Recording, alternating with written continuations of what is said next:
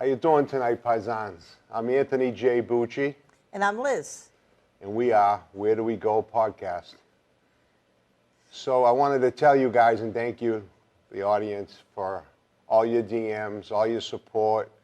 I've gotten some donations to the foundation, Tamar Bucci Foundation, to build my daughter the park I'm wanting to build.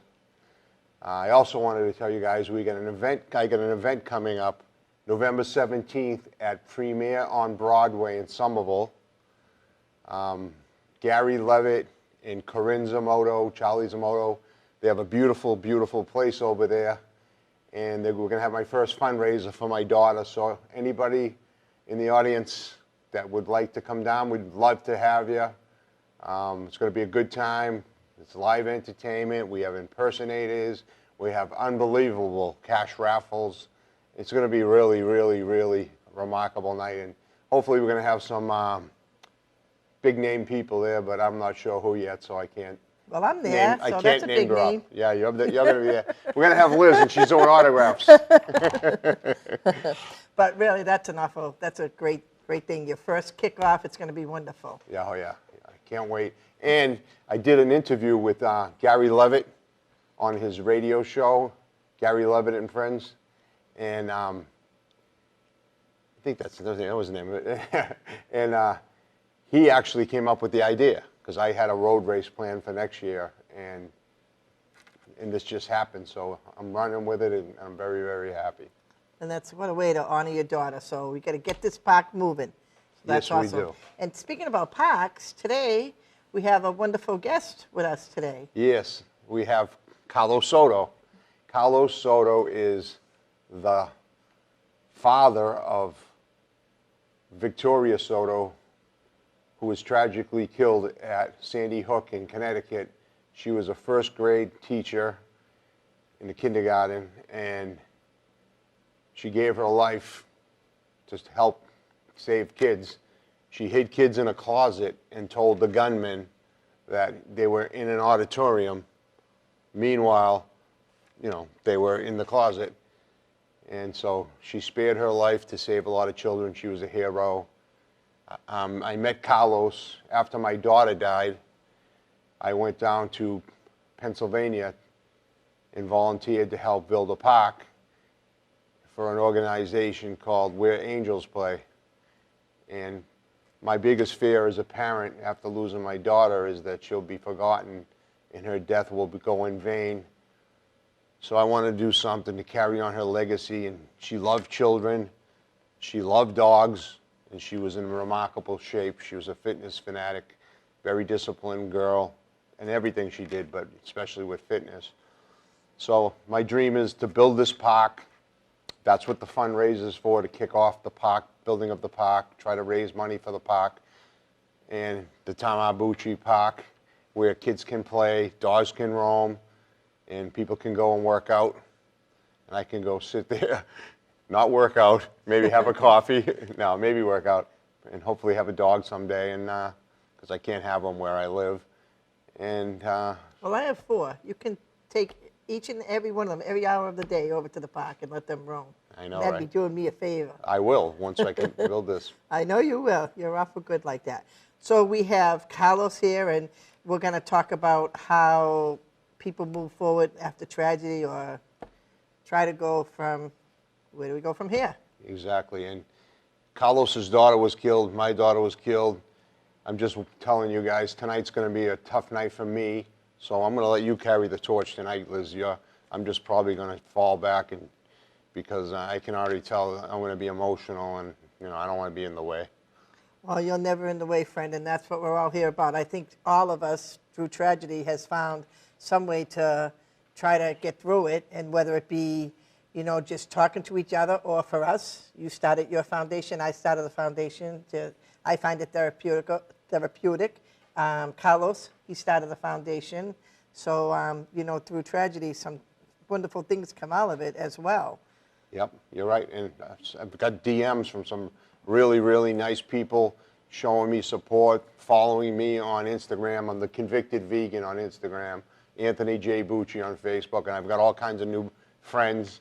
And the support is what keeps me going every day, because I'm not, I'm going to be vulnerable. I have grief counseling, as you know, and this is a struggle, and it's going to be a struggle the rest of my life. Well, I think when tragedy strikes, or whatever type of the tragedy is, early on, people are there for you. It's the day-to-day, the daily day, every day of your life when it starts to fade out of people's minds, what you're going through, but it never leaves you. And I think that's the hard part, and that's where you try to, where do you go? How do you move forward? And that's exactly right, Liz. That's why I'm building the park.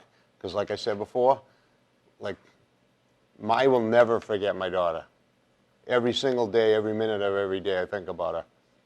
But for her to die the way she did, helping people and then be forgotten, that's why I want to build the park. So I'm going to put a nice monument of her up there and a plaque, something with her name on it. And that way, people can just Tamabuchi.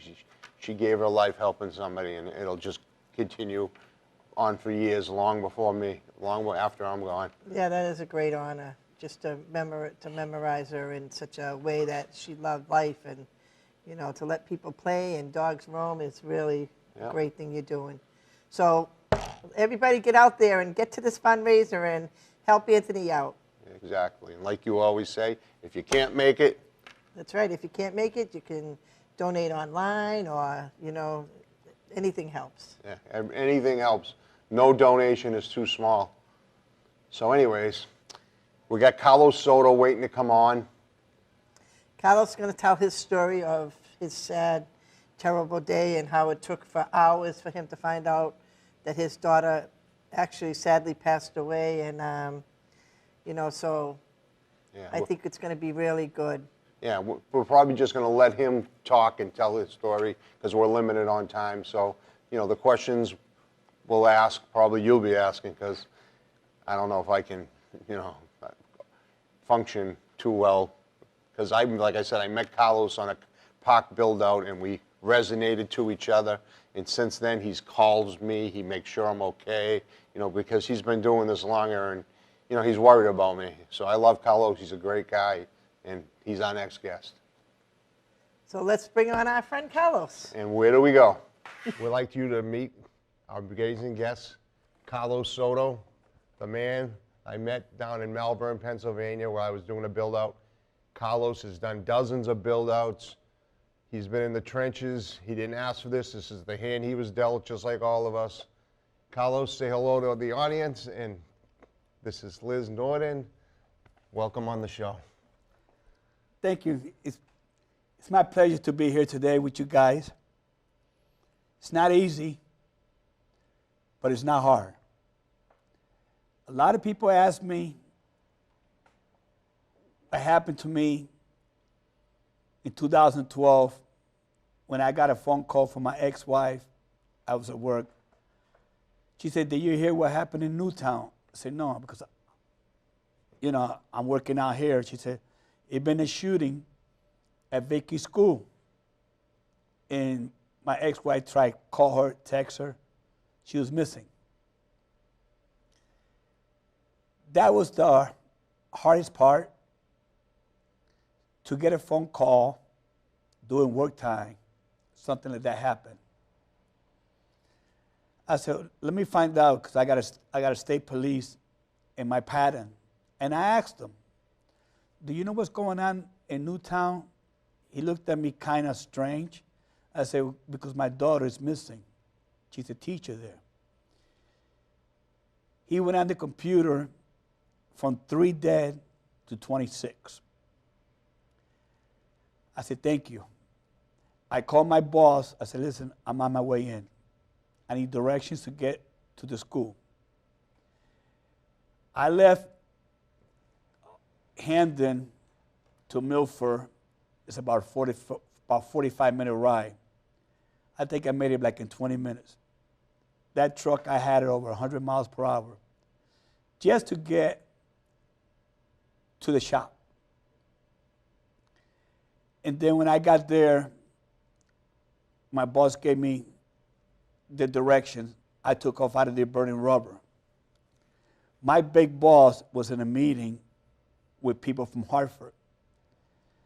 I left the parking lot burning rubber. and everything. Got on the highway about 120 miles per hour. Try to see if it's state police would stop me. Anybody? Nobody was there. Everybody was in Newtown. I kept in touch with my kid, telling me, Dad, where are you? I said, I'm on my way. I'm getting there. I got off Route 25. Now I got to take the back roads. A lot of roads was closed. I see like 4 or 5 cops going down with the lights. I just followed them behind. And one of the guys said, oh, you can't go there. I just kept going.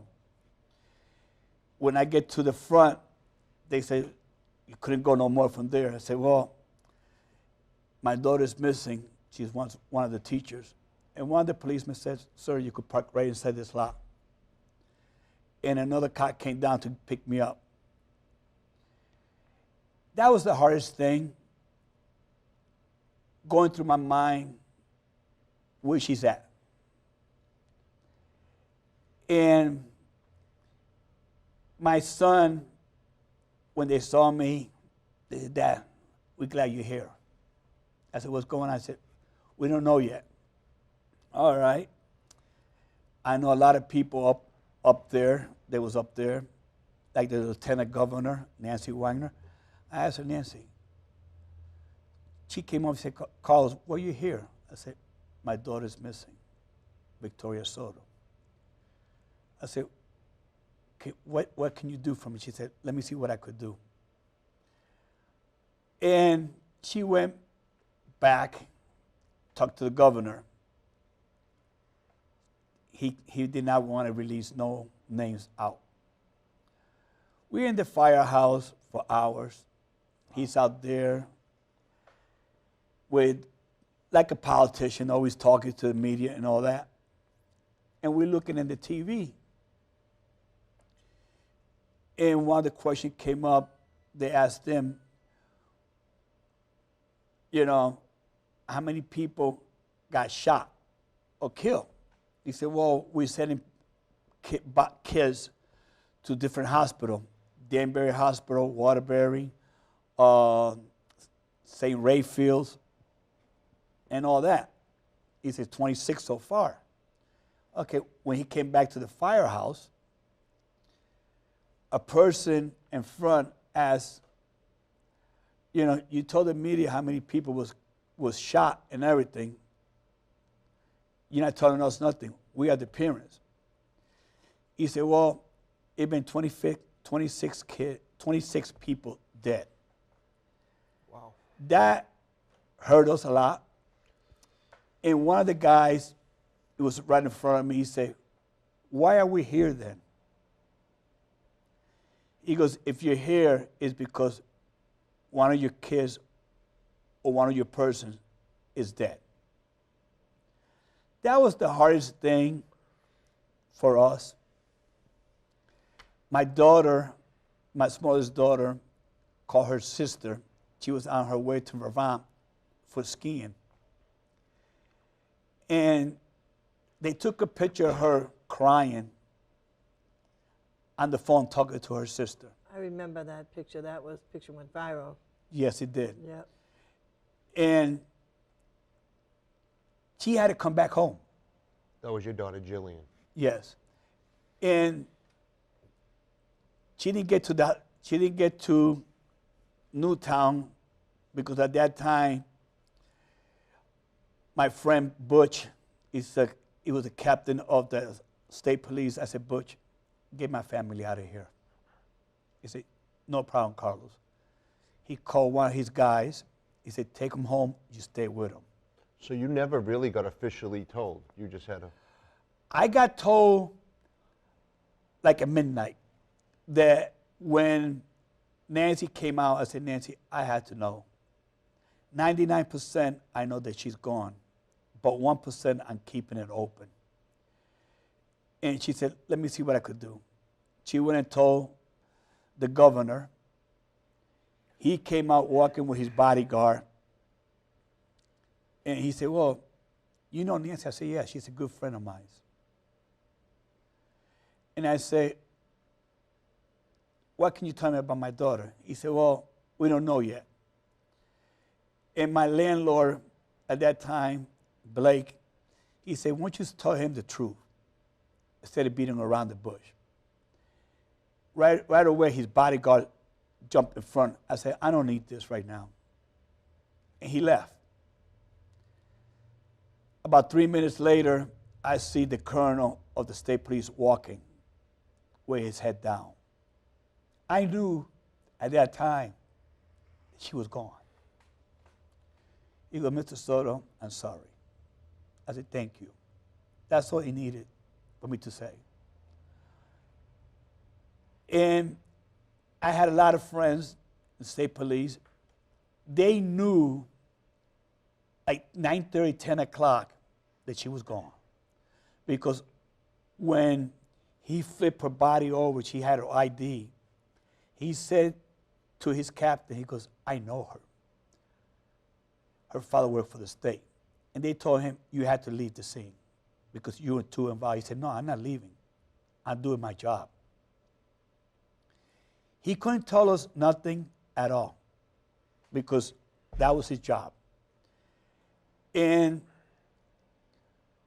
when they told us, Nancy came out and said, Carlos, I couldn't tell you because my boss, I had to respect him too. I said, I understand. She asked me, how you doing? I said, I'm doing okay. She knew I was a diabetic. She goes, you can't go nowhere. I want to have one of the paramedics check you. I said, all right, no problem. They came and checked my sugar. My sugar was over 600. Wow. And the paramedic said, you can't go nowhere. You got to go to the hospital. I said, listen, I'm not driving. He's driving me. I got to call my doctor when I leave here. And Nancy looked at me. I said, Nancy, you know me.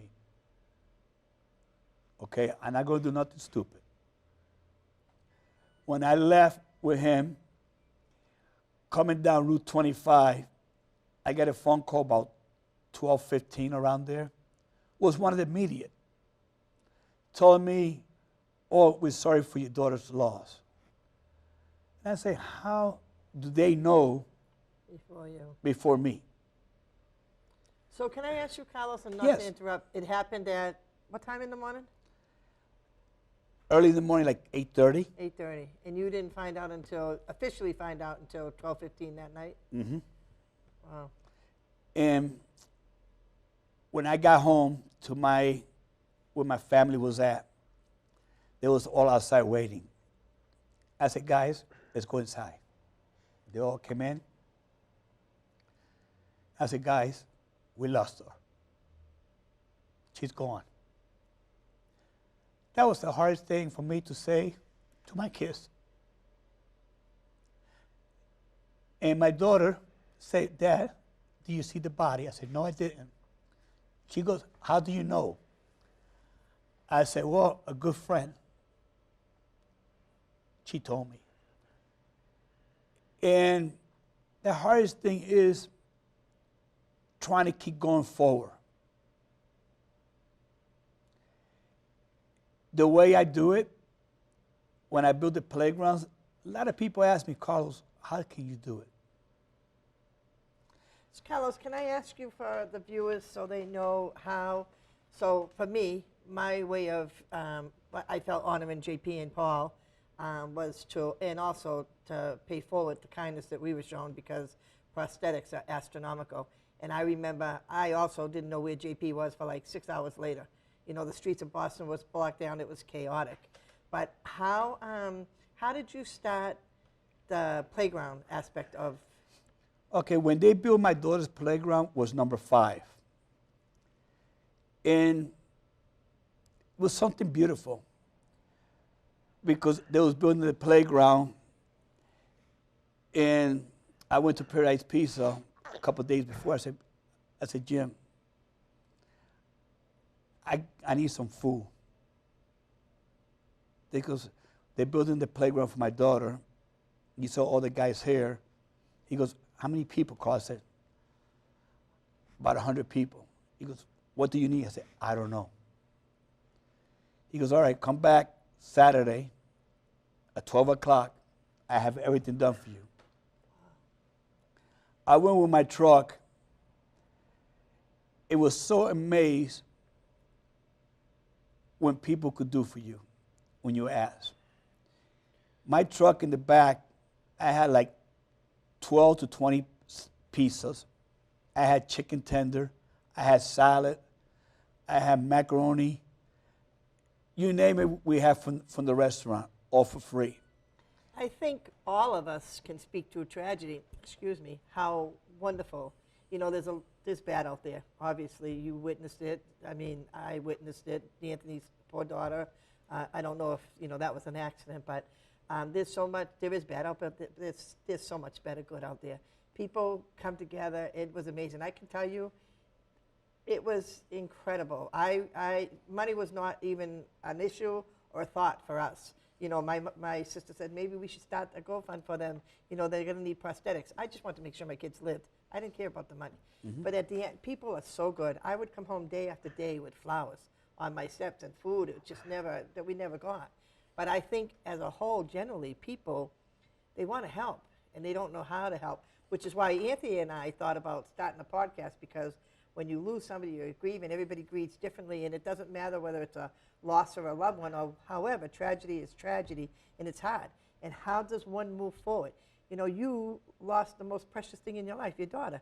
Anthony lost his daughter. I say I got blessed, but I witness my sons daily, you know, struggle on things that, you know, and they're doing wonderful, but it's still, it's awful to witness. So how would you tell, I say this all the time, how do you have somebody, what can you give for advice for people to try and move on after something? Well, like when I met Anthony in Pennsylvania, okay, this girl, Randa, brought me to him. Oh, wait, let me told just stop you right here, because when you met Anthony, he goes, you should know the guy that I met. He was the great guy ever. And as he's telling me, and he tells me who you are, I was like, Anthony, I know all about him. And she came up. I was in the truck doing some stuff, you know, for the playground. She goes, Carlos, do you got a man? I said, yeah. She goes, I want you to meet somebody. He's having a rough time. And when I met him, I told them, you know, the easiest way, because people ask, how can you do it? How do you do it, Carlos? It's easy when you start talking to people about it. Because when you hold it inside of you, it will kill you. It will eat you up alive. And I've been through there. That's why I could help people out, like Anthony, because I've been there. And what you guys are doing is beautiful, because you're bringing it out to the people that never had support. And this is going to be my 10-year anniversary of my daughter's death. We're doing a run in Bridgeport this year. Normally we do it in Stratford. Last year we had over 3,200 runners. That's awesome. And this year we expect bigger. That is awesome. You know, and her foundation is for kids that go into to school to be teachers. What is the name of the foundation? Yeah. Vicky 5K, Wow. or Team Vicky. And that's something big, because we're up to 49 scholarships already. And we followed them for 5 years of college. Wow. The first year they get $5,026. What does that stand for? The 26 is for the 26 victims Oh, wow. in Newtown. They asked us the same question you asked me. What is the 26 for? It's for them. Can I ask you, Carlos, did you remain close, or did you know any of the parents that sadly lost children that day, or other? My family keep close to them. One person that comes to mind a lot to me, when we was coming out of the church, okay, in Lordship, Connecticut, and my friend was the person who ran the whole thing and everything, P. as Zima. And he goes, Carlos, Donna, one of Vicky's students want to say something to you. We said, bring them over. Okay, the parents was right with them.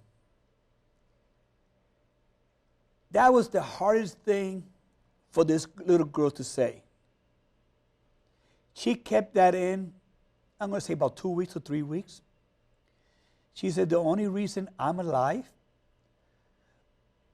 because Victoria pushed me out of the way, it took the bullet for me. Wow. Her parents never expected that. This little girl was holding this in herself. She saw Phoenixes to this one. She saw my daughter pushed out of the way and took the bullet for her. It must be horrific for I these read about children that witnessed what they witnessed that day, and how, that's the stuff that I say. I don't know how, I know a lot of the marathon survivors that witnessed a lot that day, and I know I met a lot of police officers and firemen that were heroes that day, and PTSD and what they saw is just horrible. Yeah, and that was very hard for us. But that was her job, to protect the kids. When we met President Obama for the first time in Newtown, each family had a different room for him to see. When he came to us, he said, she's a hero. What she did, my people are trained to do that, to go in front of me to take the bullet. She wasn't trained. She did what she had to do to protect the kids. Came from the heart. Yeah. And that's one thing that it kept me going. Because knowing that what she did to save 17 kids, to give her life away. I was reading about that, Carlos, and it was amazing. It said that your daughter told the shooter that the kids were in the auditorium, and she had them hidden in closets, and she gave her life up for them. And what's always bothered me is, like, I always ask myself, what was the last thing my daughter was thinking? Did she even know? Did she have time to think? Did the truck just hit her? You know what I mean? And this has got to be so much harder because, like, this hero, this beautiful girl, knew what she was facing, and she still did what she did. So she is a hero. She's a national. She's absolutely more than a hero. She's a saint. And I go around to a lot of the playgrounds. We're up to 59. I think I did over 30 to 40. Wow. And I enjoy it. What does it take? Maybe you can tell the viewers that they could help Anthony. What does it take to build a park? Money-wise, I don't know, because when they built my daughter, it was cheaper than today. Prices of everything has gone sky high. I'm not sure. So the day you found out, you didn't get a definite answer till midnight that night. Well, about 1:30 in the morning, a state police and the priest went to my ex-wife's house. And they knocked on the door. They said, can we come in? They said, yeah. She goes, we're here because you lost your daughter. She goes, I know already. My ex-wife told me.